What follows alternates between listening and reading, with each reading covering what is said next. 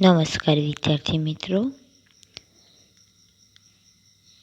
ધોરણ 9 વિષય ગુજરાતી.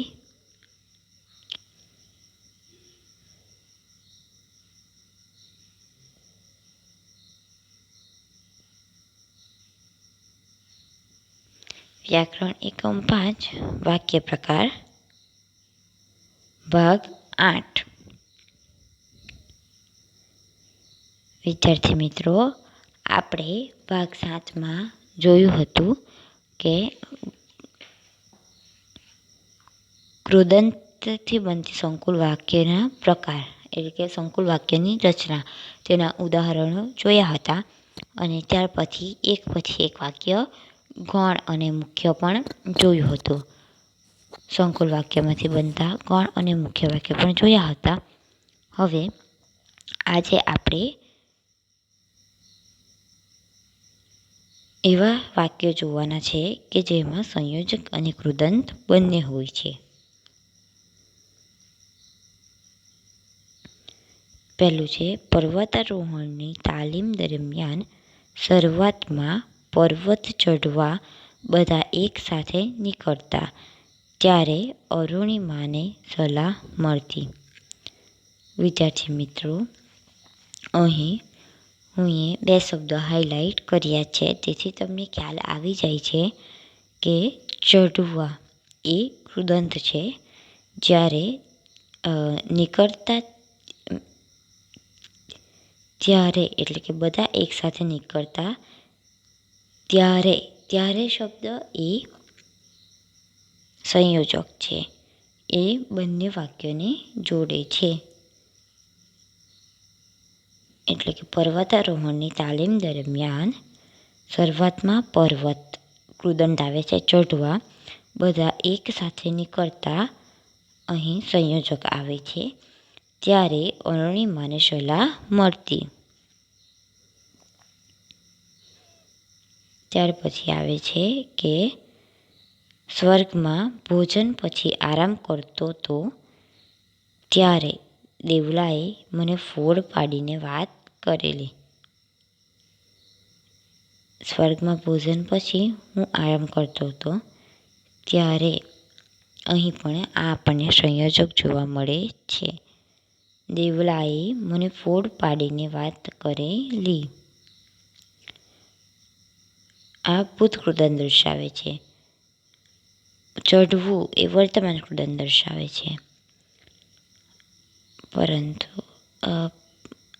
આ પણ એક કૃદંત છે, પાડીને.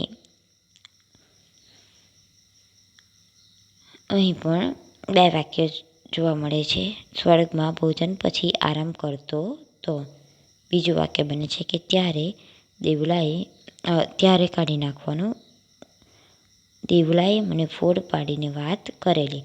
હવે આ બે વાક્યની જોડતો શબ્દ ત્યારે છે, એટલે કે ત્યારે સંયોજક બને છે અને આ પાડીને કૃદંત બને છે.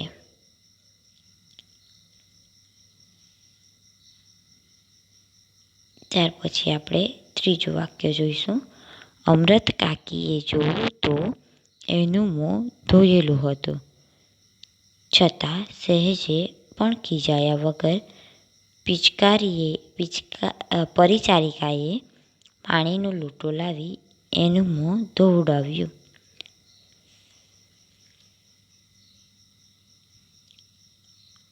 અહીં પણ બે વાક્ય જોવા મળે છે. જેમ કે અમૃત કાકીએ જોયું તો એનું મોં ધોયેલું હતું.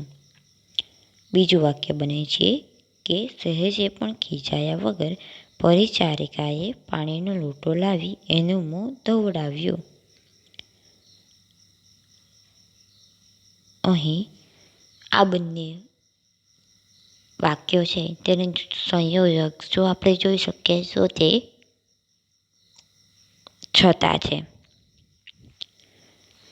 એટલે કે અમૃત કાકી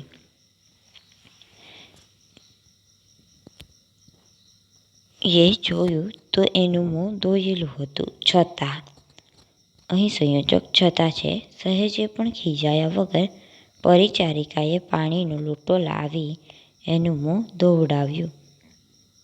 અહીં લાવવું એ વર્તમાન કૃદંત છે. ત્યાર પછીનું વાક્ય છે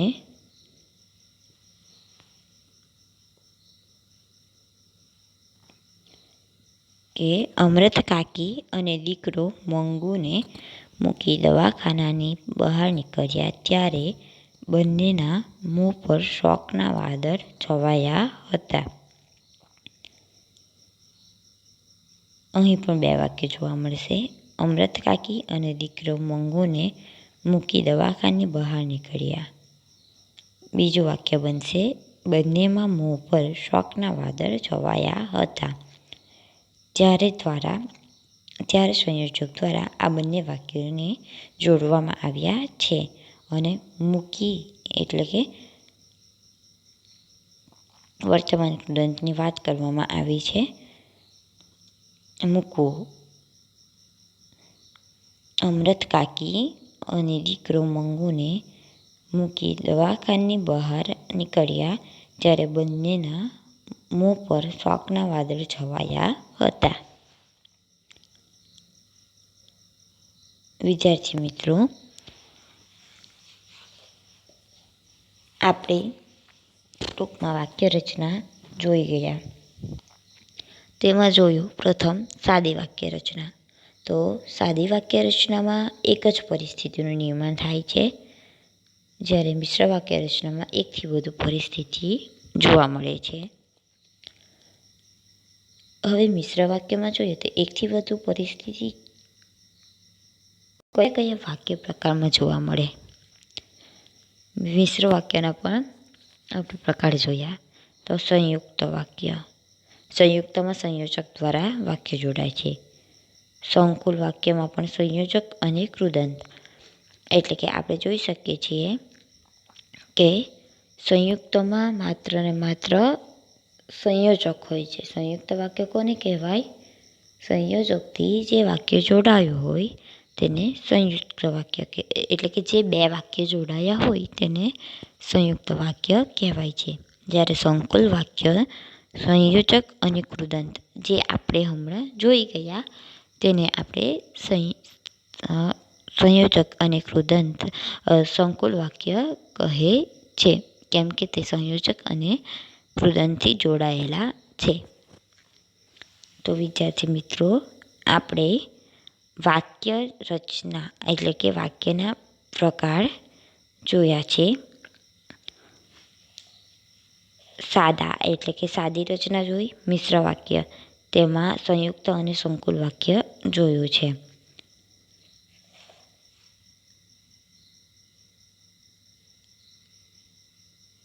અને કૃદંત પણ સાથે સાથે વિસ્તારથી સમજી ગયા છે.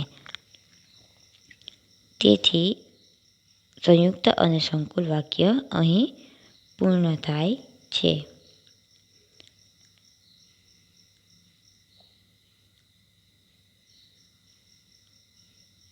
આભાર મિત્રો.